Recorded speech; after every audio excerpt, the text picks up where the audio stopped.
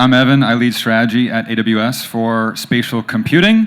I also have a newsletter and a podcast about the topic. And so we have a great panel for you guys. We have people from a very diverse array of backgrounds, some OGs who've been in the space longer than I've been a professional. We got some folks from the defense industry and some authors and who's also been in the space for quite some time.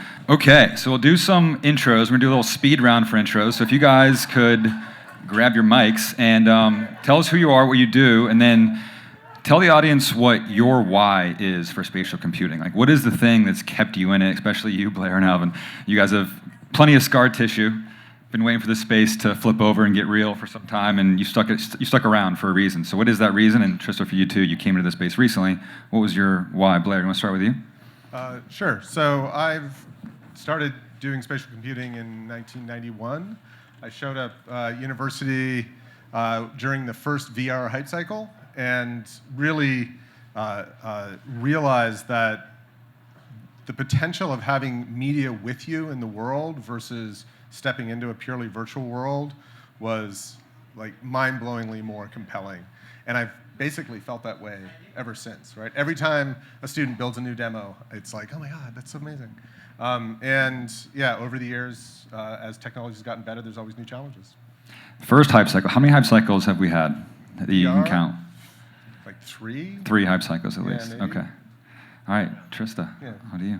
Yeah, so hi, Trista Pierce. I work at Booz in Hamilton, and some of you might not be familiar with our company. We're a large DoD and federal government consulting firm. In the past couple of years, we've really leaned into technology, and I sit within our Chief Technology Office in the R&D sector, leading our spatial computing efforts. I think XR in general has a huge utility to it and can save time, money, and space, but I really became a fan when I saw it start to save lives. So that's something we can talk about a little bit more later. Yeah, we'll dive into that. That's an amazing thing to be working on. All right, on to you. Yeah, so I actually started the same year as Blair. So 91, I used the VPL iPhone. I don't know if you guys know what that is, but it was connected to a big, giant workstation that was, a few $100,000 for a system. And it actually had SIG stuff, and it had the hand control.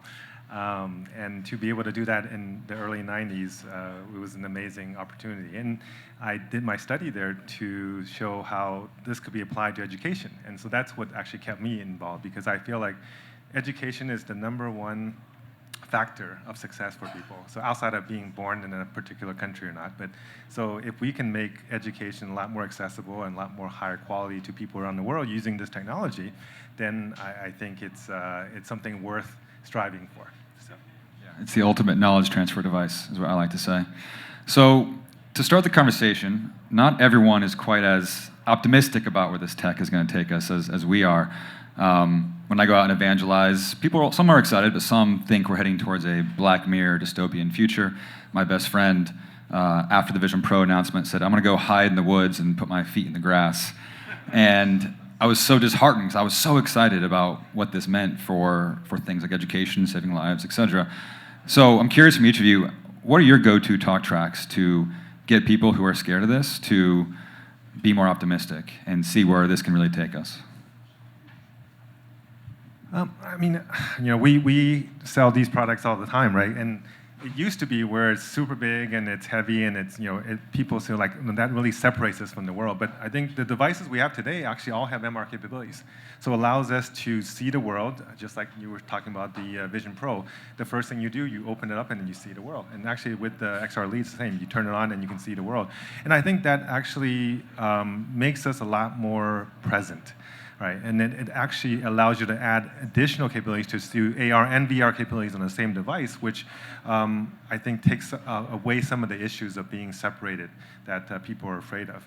At the end of the day, we're lucky that we're in a fortunate part of the world and probably a higher income class. So the physical world we live in is pretty good. And we maybe don't want to leave it. But there's a lot of people who live in a lot worse conditions, and having a virtual escape actually could be a real benefit to them. So I think we don't want to always have a kind of first world perspective in terms of what this technology can mean to a lot of people. Trista, you want to go next? Yeah, it's funny that your best friend said they wanted to go hide in the woods, because mine said, I'll never use that. And I was like, whoa, whoa, whoa, I promise you would if you knew more about it. So I think knowledge is the biggest barrier, is people just see these technologies and see the size of them and are like, it's foreign, and they aren't able to adopt it. So I took her to the product launch on YouTube, and we literally watched the AVP product launch, and I talked her through the tech, and I think her mind was changed a lot just from the knowledge transfer in general, and I think that's a huge gap for people who are unfamiliar with the tech. So I should have said this up front. I would also like to say that everything I say is my opinions and not the opinions of my employer. Same. Classic that big said- bank stuff. Yeah, that's it. I think what I tell people is every version of these technologies that come out seems like more amazing, and the hype around it seems to imply that this time we're going to all be spending our time in these devices, a lot of time, and we're going to work in them. And we aren't there yet, right? And we're not going to be there for a long time, especially when you think about consumer applications. You think about people like wearing these things in their daily life. And so that's on one side. So it's like, it's okay.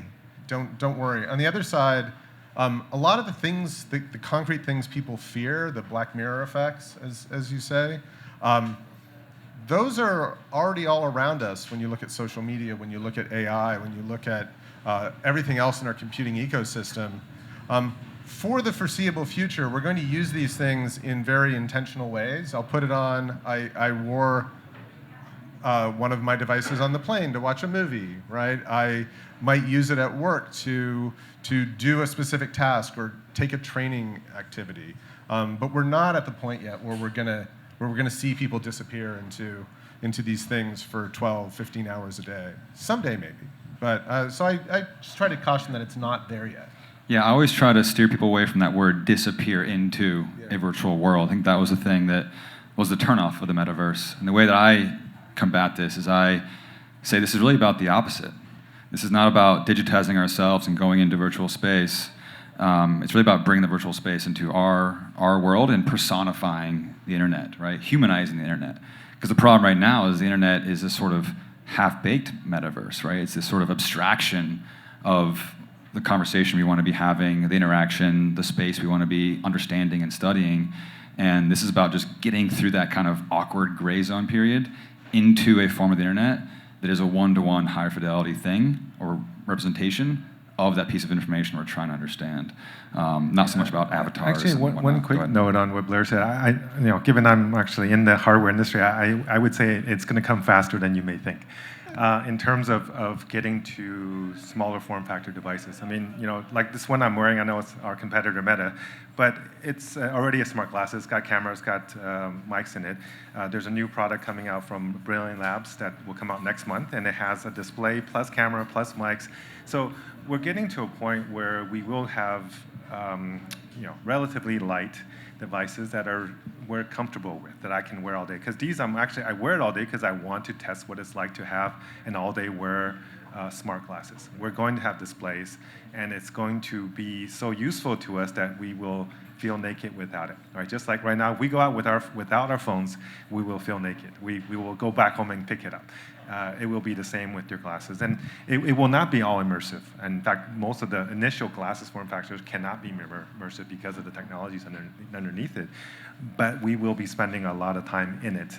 It may not be covering our face, but it will be interacting with us throughout the day. Yeah, certainly if we step back from, say, full immersion like the XR Elite, the Vision Pro, the Quest 3, those things are coming a lot faster, as you say. But I was thinking specifically like to be able to step into a fully immersive experience, whether it's video mixed or not, in a form factor that everyone here could be wearing all day is still pretty far away, I think. Well, not necessarily, because you can put actually an LCD kind of blackout screen behind it, and so you could turn a waveguide into an immersive device with a click.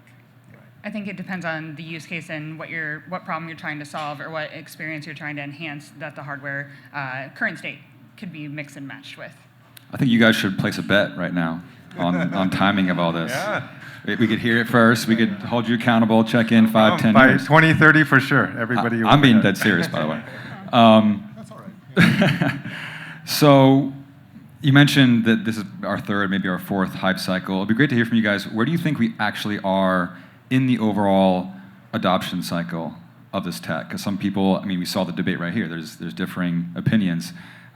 What are some of your timelines? What are some of the big milestones we still have to hit to get to the place that where you think this is going to be a bigger, like a mainstream technology? Okay, so I'll pick up on what you said. I think it depends on the application. I think we're finally at the point where we can use this technology for real work, right? And you have examples of that as well. It's the longer term use, more casual use that is going to take longer. I mean, I say to people, you know, for me to be able to wear an AR display walking down the street, the content needs to blend into the world like the graphics on sports TV blend into the world, right? And we're getting there, and it's getting much better, but it's still not quite there. But I definitely think we're here now, and so I think we're in the you can use it for certain applications now. We're going to be in the you can use it all day long in certain jobs in probably a couple of years. I think the adoption, at least in my domain, I mean, the federal government is spending billions with a B every year on XR technologies. So that's a good start, for sure. But really... With or without IVAS? I was including IVAS, too. IVAS is the Microsoft HoloLens deal that was like 400 million, maybe more. Sorry, continue. It was in the billions. It was in the billions, yeah. I think it will really depend on the enablers and the enabling technologies, how fast, you know, the chip race and remote rendering matures will have a huge effect of the adoption of XR. From my perspective, I actually don't think the hardware is the key limiter. The bigger issue is really the software side, the content. And the beauty is the last few years, because of what's happening with AI, it's really going to solve that content creation issue. I mean, it used to take years and millions of dollars to create good 3D content, and it's becoming where you can do it for a lot less money, for a lot less effort. I was actually just having lunch with Nani Del Pina, who's one of the kind of legendary creators in space, and she said, "Oh yeah, I've got AI in every part of my pipeline right now, and it's just making my content creation just a fraction of the time." And I hear that from every studio I talk to. And so if we can make a lot more quality content, people will actually want to use it. I mean, most of the time, no matter whose device it is, they buy it, within a few months, it's in a drawer somewhere, and it comes out, you know, once a month when a friend visits, right? That's not how it needs to be. It needs to be what you were saying. It needs to be on your face every day. And you know, if there's enough content, it will be on your face every day because you'll never run out of stuff to do. And this is actually why I think Apple's done a good job with what they're doing with with the Vision Pro. Not because they're doing great 3D content, because they're not. They have like zero 3D content, but they have an entire library of all the iPad content and all the movies out there. And so at least you have something to do. You're not going to put that away and in the drawer somewhere. You may, you know, use it every few days to watch a movie or watch a video or whatever, see an iPad app. But you're not going to run out of stuff. Yeah. There's some indirect hardware things that need to happen, such as Apple's thrust to create their own camera for spatial capture and their own video file format for that content. And then all the BD work to get that installed, right? This is their camera. They actually use it with their spatial recording, right? Yeah, I guess I mean more about like live sports venues, right? That having that camera instead of a traditional 2D capture camera, like there's going to take some time for them to do the BD work to get those devices in stadiums, in venues. But then once that happens, like that content is going to just be miraculous. I mean, the whole Alicia Keys experience, that's the main go-to one I use, and people's responses to that is a combination of wow, holy shit, all kinds of swear words. It's amazing. Yeah. So speaking of the Vision Pro, it's definitely shifted the landscape, and you're seeing some competition now between lots of players. As someone in the device space, how do you think about the device wars that are unfolding? Like, what are the keys to zig where others are zagging? What kind of strategy is going to win? Because right now you're wearing the Meta device. They're looking at AI as kind of a new form of augmented reality. How do you see the device wars unfolding, and like who has to be doing what, you think, to stand out? Well, I think that one you got to ask each company, but it's clear right now that every company is targeting a slightly different segment. Apple with their $4,000 product, it's not a mass market product, right? It's really more a dev kit. Meta is really targeting the consumers with their subsidized hardware, but they're losing a ton of money on every device, right? HTC is really more kind of in the middle, targeting more the B2B side. So everybody's got their space, and there's really not that much direct competition, honestly. All right, let's move into use cases. I think I'm seeing across healthcare, automotive, people are moving into this space with gusto, but no one's been in this space longer than the defense industry. They have the largest deployments I've seen across lots of use cases.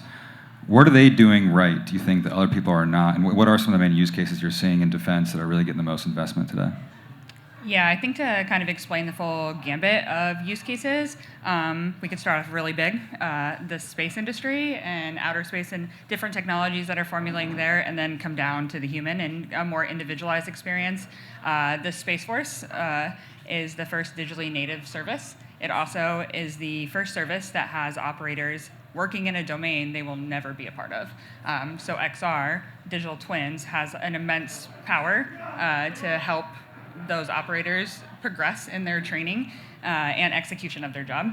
And then down to the individual soldier, I've worked with taking 3D assets and the data attached to them, as well as the human's data attached, and swapping, so size, weight, and power, changing different kits and different equipment that the soldier's interacting with to optimize that before the mission happens is really powerful. Think of it individually and then collectively as it's scaling up. So that's kind of a wide range and everywhere in between. That's awesome.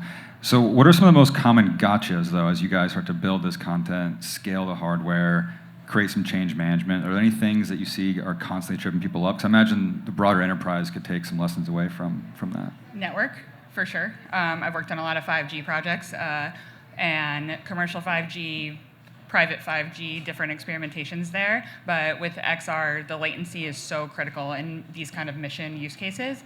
Even taking the space one, an astronaut in space, the latency for information to go back and forth is like 8 to 30 minutes. So XR, I think, has a lot of power to improve there, and they're experimenting with different edge and networks there as well. Same with on the ground. If I am trying to save someone's life and using AR technology to get information in front of me, that latency better be well.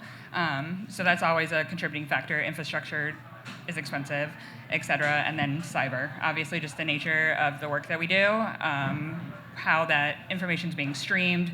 Is it open APIs, like what platform it's on is always the first consideration. Got it.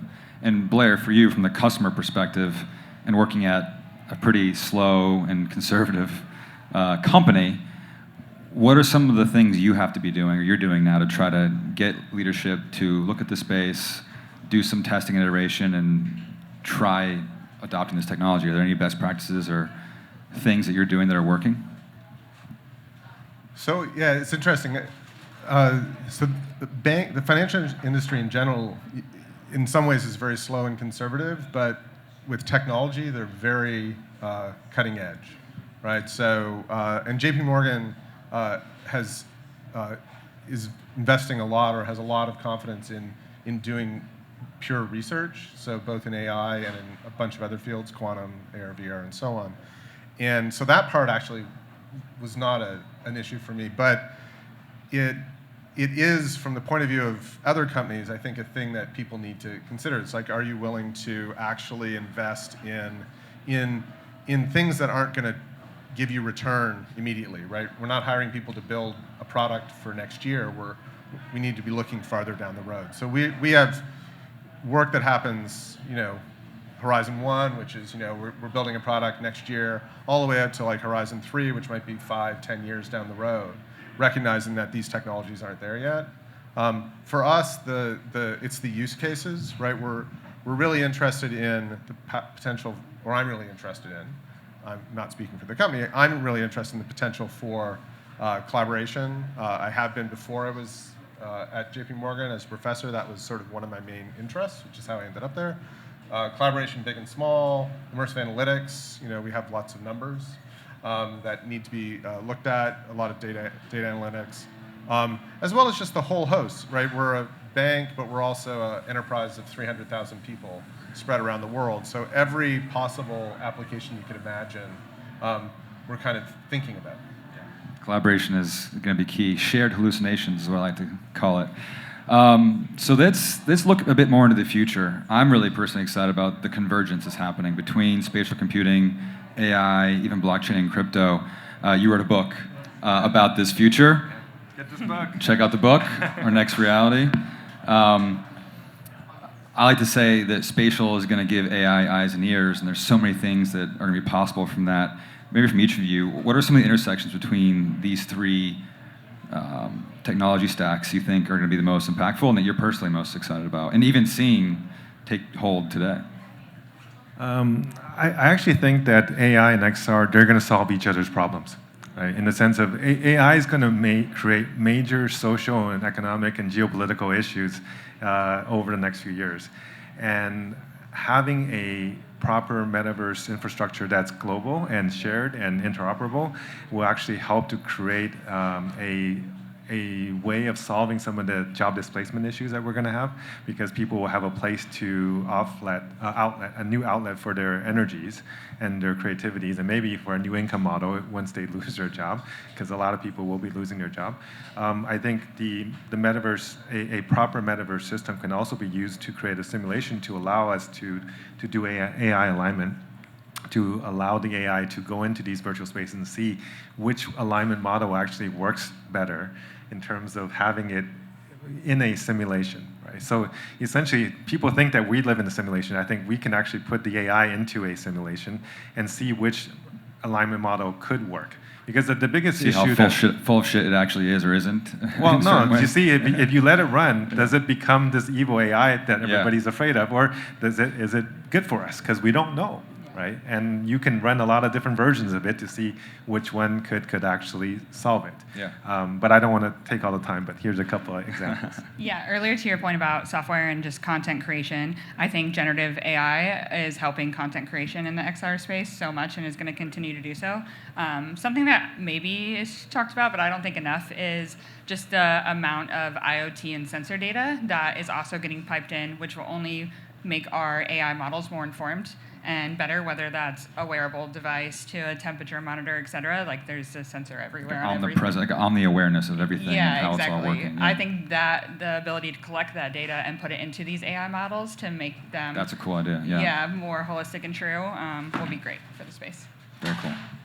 Yeah, I think I totally agree with the things you both were saying, and the thing people think about a lot, which you both said, is the content creation side, right? It's just easing things, but it's not just the content per se. I think it's also the believability and experience of these systems. So if you go into any of these virtual worlds, the social VR platforms right now, the avatars are kind of meh, right? They don't move in a way that you'd expect. The faces don't animate in a way that you expect. But if you look at, say, an animated film, and look at the 3D characters in those, they're incredibly expressive. They're not photorealistic, but they're incredibly expressive. And so I think AI will have the potential to have a huge impact on the immersive qualities of these environments to make them something we actually want to be in. So we're getting the 2-minute countdown. We did want to do some Q&A. Anyone in the audience have a burning question? And we can take it and run with it. You do. I do. Please. Question for Alvin. I'm curious, you did mention that kind of distinction between first world and less developed countries and the third world. So I'm asking in this context of burning crisis, from climate to layoffs to everything that humanity can imagine, how do you envision escapism and escapism experiences helping anyone? And what is your view on how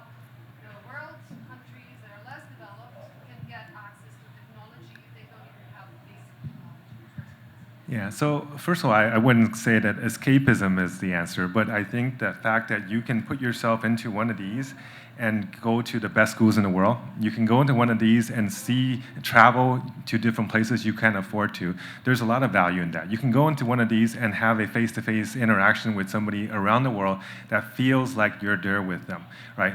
And to be in a VR experience, an immersive experience, does not mean you're escaping from the world. It actually means it gives you a vehicle to travel to some other place, some other time, to be another size, to be able to understand things that you couldn't before. And that knowledge will free you, will allow you to have the capability to contribute more to society, no matter where you're from. And the reality is that once you are interconnected in a global network, it's really your capabilities of your mind that separates you, not your background, your what clothes you wear, or who your parents were. And that actually creates a lot more equality around the world. So if you're smart and you're energetic and you want to work hard and you want to go make things, you can go into a virtual world and create an app or a game or an experience or a class for somebody and separate yourself and get that message out. And I think that's what I'm talking about. Not necessarily saying, I'm just going to go in and watch movies and that's it. Right? Yeah, thank you. You Well said. mentioned escape, so that's why I was Yeah. And there could be some moments of escape, but it's to come back and have better impact but here. you're escaping from, let's say, the bunk that you're in because you're in a factory and you work 16 hours a day and you only have some time to go in back and that's your only spot. When people say, I want to see my room because I wanted the reality, some people don't want to see that reality because they're sharing that reality with 10 other people in a like 20 square foot room, right? So when I say escape, it doesn't necessarily mean escapism in terms of, I think, what the Western view of escapism. Yeah. All right, awesome stuff. Well, thank you to the panel. If these topics interest you guys, I'm going to be having these guys on my podcast, hopefully. I write about this stuff deeply on mediumenergy.io, so you can subscribe there. Shameless plug, had to do it. And yeah, thank you guys for listening.